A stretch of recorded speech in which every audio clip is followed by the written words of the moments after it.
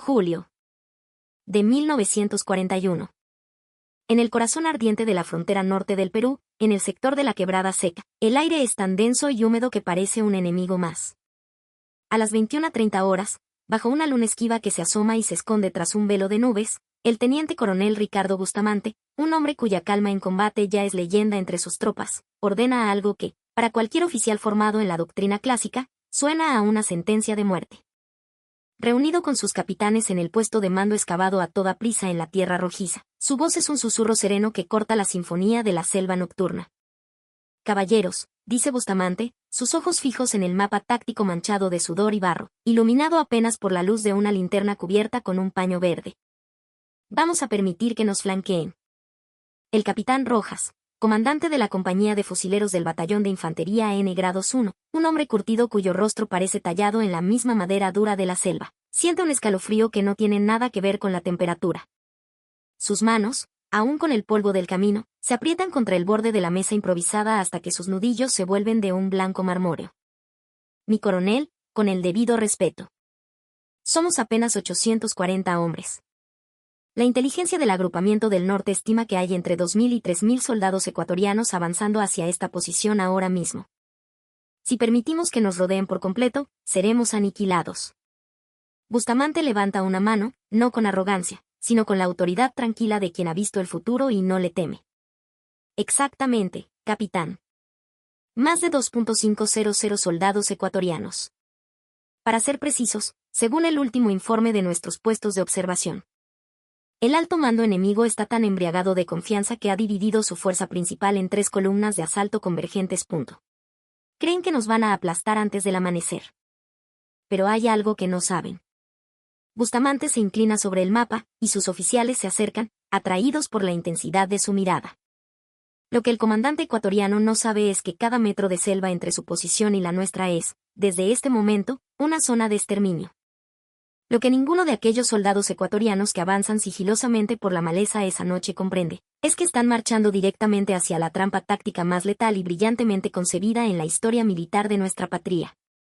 Una emboscada de aniquilación tan devastadora que los pocos sobrevivientes la recordarían como el infierno de la Quebrada, y los historiadores militares la estudiarían por décadas como el ejemplo perfecto de cómo convertir una aplastante inferioridad numérica en una superioridad de fuego absoluta y letal. ¿Fue un acto de genio o una locura desesperada? La respuesta se escribiría con sangre en las horas siguientes. Para entender cómo 840 valientes peruanos se prepararon para desmantelar una fuerza 3 veces superior, debemos retroceder unas semanas, a los inicios de un conflicto que puso a prueba el temple de una nación entera. Desde el 5 de julio de 1941, las tensiones fronterizas, avivadas por décadas de disputas, habían estallado en un conflicto abierto. El agrupamiento del norte, bajo el mando estratégico del general Eloy G. Ureta, había respondido con contundencia a las incursiones ecuatorianas, asegurando puntos clave a lo largo del río Zarumilla. La superioridad aérea peruana, con sus cazas North American NAL-50 Toritos y sus bombarderos Caproni K-310, era innegable y dominaba los cielos, pero en la tierra, en la maraña de la selva, la guerra era un asunto íntimo y brutal. El alto mando ecuatoriano, humillado por los reveses iniciales y la pérdida de sus puestos fronterizos, consideró la defensa peruana de la línea del Zarumilla como una afrenta intolerable. Ordenaron una contraofensiva masiva y decisiva. La primera oleada, un asalto frontal y mal coordinado sobre el puesto de Huaquillas, fue rechazada con graves pérdidas para el enemigo.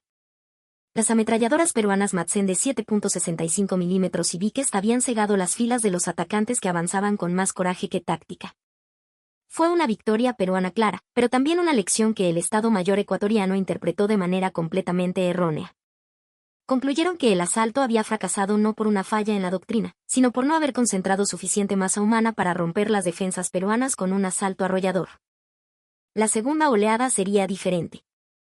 Un comandante ecuatoriano con reputación de astuto veterano recibió la orden de tomar más de 6.000 hombres de sus mejores unidades y lanzar una ofensiva que no solo recuperaría el territorio perdido, sino que humillaría al ejército peruano. Este comandante no era un fanático imprudente.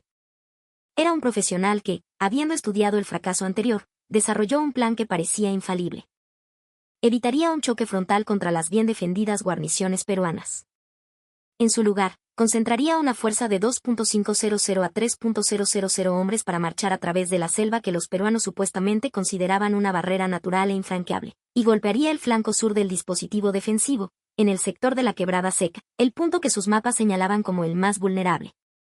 El plan era audaz, profesional, basado en inteligencia y habría funcionado contra casi cualquier otro comandante. Pero el destino quiso que se enfrentara al teniente coronel Ricardo Bustamante. El Zorro del Norte, como lo llamaban en voz baja sus hombres, era una anomalía en el ejército peruano de 1941. Más viejo que la mayoría de los comandantes de batallón, era un veterano de las campañas de pacificación interna en la sierra y la selva, un hombre que había aprendido el arte de la guerra no en los salones de academias europeas, sino en el terreno más inhóspito de nuestra patria. Mientras otros oficiales estudiaban las grandes batallas de la Primera Guerra Mundial, Bustamante había perfeccionado el arte de la emboscada y la contrainsurgencia. Había aprendido de sus adversarios cómo usar la geografía no como un obstáculo, sino como un arma letal. Cuando Bustamante asumió el mando del batallón de infantería N grados 1 y elementos de apoyo, un total de 840 hombres, asignados a defender el aparentemente tranquilo sector de la Quebrada Seca, reconoció de inmediato la debilidad estratégica. La Quebrada, un cañón seco y tortuoso que serpenteaba hacia el norte, era la ruta de aproximación más lógica para cualquier ataque sorpresa desde la selva. Y, según el manual, era un terreno completamente indefendible de manera convencional. La Quebrada era un cuello de botella, flanqueado por colinas bajas cubiertas de maleza espinosa y árboles dispersos. No había posiciones fortificadas, ni búnkeres de concreto, ni campos de tiro despejados. Cualquier libro de texto de táctica militar habría aconsejado abandonar esa posición y retirarse a una línea defensiva más sólida y preparada. Bustamante estudió esa quebrada durante 3 días completos. La recorrió a pie, metro por metro, bajo un sol inclemente. Anotó cada hondonada, cada grupo de árboles, cada claro en la maleza. Sus oficiales, al verlo, asumieron que estaba planificando la construcción de trincheras y nidos de ametralladoras. Estaban equivocados. Bustamante no estaba diseñando una defensa. Estaba diseñando una trampa mortal. El 21 de julio, 3 días antes del asalto ecuatoriano, Bustamante reunió a sus comandantes de compañía. El capitán Rojas, el capitán Benavides, el teniente Gálvez, todos hombres que habían demostrado su valor en los combates iniciales. Caballeros, comenzó Bustamante, desplegando su mapa meticulosamente anotado, el enemigo va a atacar por esta quebrada. Yo lo sé, ustedes lo saben, y cualquier comandante competente con un mapa lo sabe. Es la ruta más obvia. El capitán Benavides asintió. Mi coronel, hemos estado cavando pozos de tirador durante 2 días. Pero, honestamente, si traen los números que la inteligencia sugiere, no podremos mantener la línea. Bustamante sonrió, una sonrisa fría y calculadora que heló la sangre de sus oficiales. No vamos a mantener la línea, capitán. Vamos a usarla como cebo. Vamos a hacer que parezca que estamos defendiéndola desesperadamente, que es nuestro último bastión. Y cuando los ecuatorianos la tomen, cuando crean que nos han quebrado, cuando se feliciten por su brillante victoria. Ahí es cuando los mataremos a todos. El plan de Bustamante era diabólicamente simple en su concepto, pero requería nervios de acero y una disciplina de hierro en su ejecución. Sus hombres ocuparían las primeras líneas de la quebrada en números visiblemente reducidos, creando la ilusión de una fuerza sobrepasada y extendida. Cuando llegara el asalto masivo del enemigo, las unidades de vanguardia resistirían brevemente y con fiereza, para luego ejecutar lo que parecería una retirada caótica y desordenada hacia el norte. Los ecuatorianos, envalentonados, verían esto como la confirmación de su superioridad. Se lanzarían hacia adelante para explotar el supuesto colapso, persiguiendo a los peruanos en fuga a través de la quebrada. Excepto que los soldados peruanos no estarían huyendo. Estarían retrocediendo deliberadamente hacia posiciones de fuego secundarias y terciarias, preparadas en profundidad. Cada una de estas posiciones estaba diseñada para canalizar a los atacantes hacia las zonas de exterminio, donde las ametralladoras Madsen y Vickers, emplazadas en ángulos de tiro cruzado, convertirían cada metro de la quebrada en un matadero. La artillería del agrupamiento del norte, con sus poderosos cañones Schneider de 105 milímetros, posicionada a varios kilómetros de distancia, tenía cada centímetro de la quebrada preregistrado en sus tablas de tiro. Los morteros de 60 milímetros y 81 milímetros de las unidades de infantería tenían las coordenadas calculadas para cada claro y cada curva del terreno. Pero el elemento más letal del plan de Bustamante no era el fuego, era la psicología. El comandante ecuatoriano esperaba encontrar resistencia. Lo que no esperaba era que los peruanos se quebraran bajo la presión, entregándole exactamente la victoria fácil que le habían prometido. Esa victoria aparente transformaría a sus disciplinadas formaciones de asalto en una turba desordenada de persecución. Y cuando sus soldados estuvieran dispersos por la quebrada, atrapados en terreno abierto sin cobertura, persiguiendo a un enemigo que se desvanecía ante ellos, sería entonces cuando Bustamante desataría el infierno. En la tarde del 23 de julio, las patrullas de reconocimiento peruanas comenzaron a informar de un movimiento masivo de tropas en la selva al sur. Un mensaje urgente llegó al puesto de mando. Estimado, más de 2.000 soldados enemigos moviéndose hacia su sector en 3 columnas convergentes. Ataque inminente esta noche. Bustamante leyó el mensaje y una leve sonrisa se dibujó en su rostro. Era exactamente lo que había anticipado. El enemigo estaba dividiendo sus fuerzas para atacar la quebrada desde múltiples direcciones, creyendo que abrumaría las débiles defensas peruanas. En realidad, estaba haciendo exactamente lo que Bustamante quería, dispersando su superioridad numérica en corrientes separadas que podrían ser canalizadas y destruidas por partes. Esa noche, Bustamante visitó personalmente cada nido de ametralladora, cada pozo de mortero, cada posición de fusilero en la quebrada. Habló con los hombres, con los jóvenes soldados de la costa, la sierra y la selva, unidos bajo una sola bandera. Verificó que entendieran el plan a la perfección. Muchachos, le dijo a un grupo de fusileros acurrucados en su trinchera. Esta noche van a ver más enemigos de los que han visto en su vida. Van a pensar que nos superan en número, y técnicamente, así es. Pero aquí está el secreto. Bustamante se arrodilló, y con la punta de su bayoneta dibujó un esquema en la tierra. Nosotros conocemos este terreno. Cada roca, cada hondonada, cada línea de tiro. Ellos van a estar corriendo a ciegas en la oscuridad, tratando de matarnos. Pero van a estar corriendo directamente hacia las bocas de nuestras armas. Cuando dé la orden de retroceder, no están huyendo. Están llevando al enemigo a la tumba. ¿Entendido? Los hombres asintieron, algunos con una comprensión táctica genuina, otros con una fe ciega en el zorro, porque él nunca los había guiado mal. A las 21:30 horas del 23 de julio, la artillería ecuatoriana comenzó a bombardear la quebrada. No era un bombardeo masivo, pero era suficiente para sacudir los nervios. Proyectiles de mortero explotaban entre los árboles, lanzando esquirlas que silbaban en la oscuridad.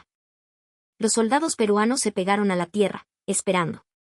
A las 22, el bombardeo cesó. Durante 5 minutos, un silencio ominoso se apoderó de todo, solo roto por el canto de los insectos. Luego, comenzó el asalto. Desde 3 direcciones simultáneas, los soldados de infantería ecuatorianos emergieron de la línea de árboles. Se movían con profesionalismo, no con la carga salvaje que algunos esperaban. Avanzaban en pequeños grupos, usando la cobertura de la noche y la vegetación, mientras otros grupos les daban fuego de supresión. La compañía del capitán Rojas, en el extremo sur de la quebrada, abrió fuego primero. Las ametralladoras Madsen comenzaron su tableteo característico, escupiendo ráfagas de balas calibre 7.65 milímetros que rasgaban la noche. Los fusiles Mauser modelo 1909 de los peruanos respondían con disparos más lentos, pero precisos y letales. Los ecuatorianos empezaron a caer, pero seguían avanzando, oleada tras oleada.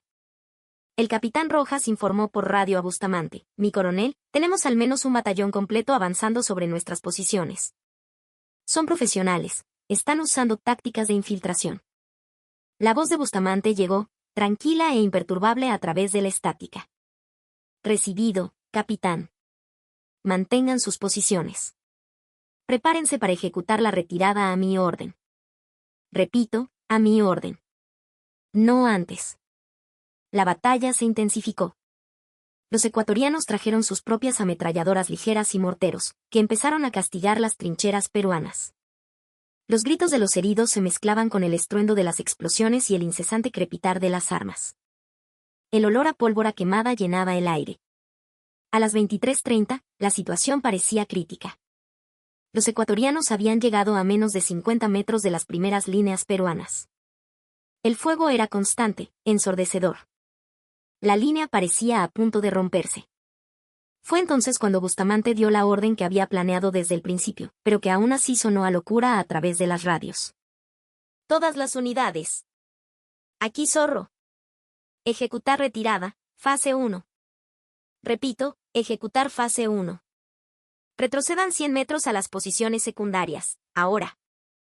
Lo que sucedió a continuación le habría parecido a cualquier observador un colapso total. Las compañías de vanguardia de Rojas y Benavides se levantaron de sus trincheras y comenzaron a correr hacia atrás, hacia el norte. La retirada fue deliberadamente caótica, diseñada para parecer una huida desesperada. Los soldados dejaron atrás mochilas, cascos, cantimploras vacías, incluso algunas armas inutilizadas, todo parte del engaño.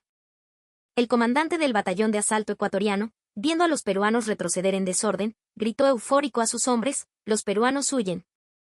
Están rotos. Adelante, persíganlos, no dejen que se reagrupen».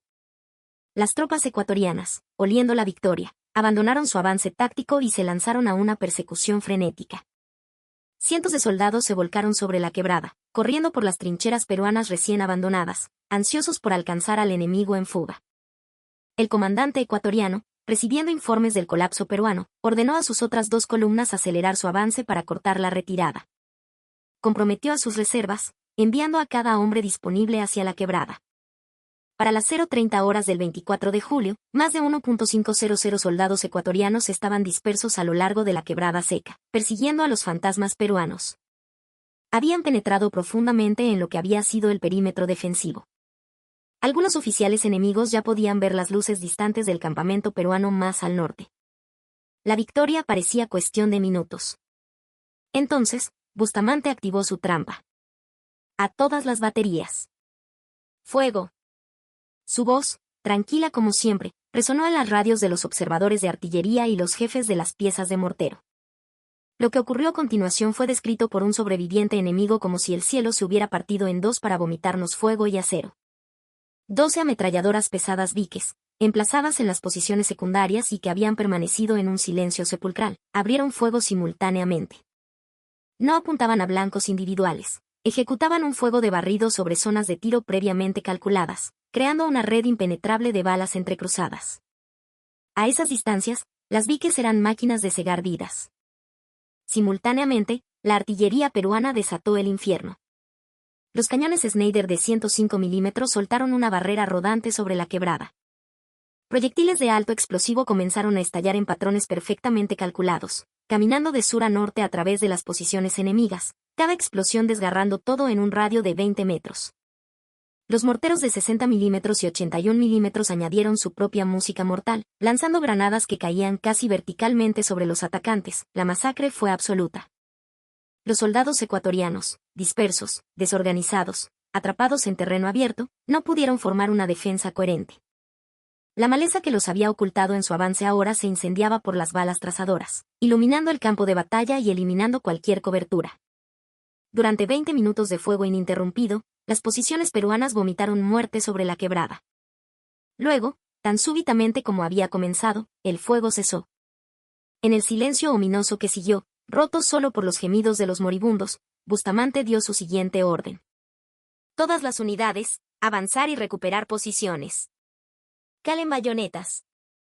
Por el Perú». Los soldados peruanos se lanzaron hacia adelante desde sus posiciones secundarias. Lo que encontraron fue una carnicería. Cientos de cuerpos enemigos cubrían el terreno. Para las 3 de la madrugada, los peruanos habían reocupado sus posiciones originales. Las unidades ecuatorianas sobrevivientes se habían retirado a la selva, desorganizadas y destrozadas. Pero la batalla aún no había terminado.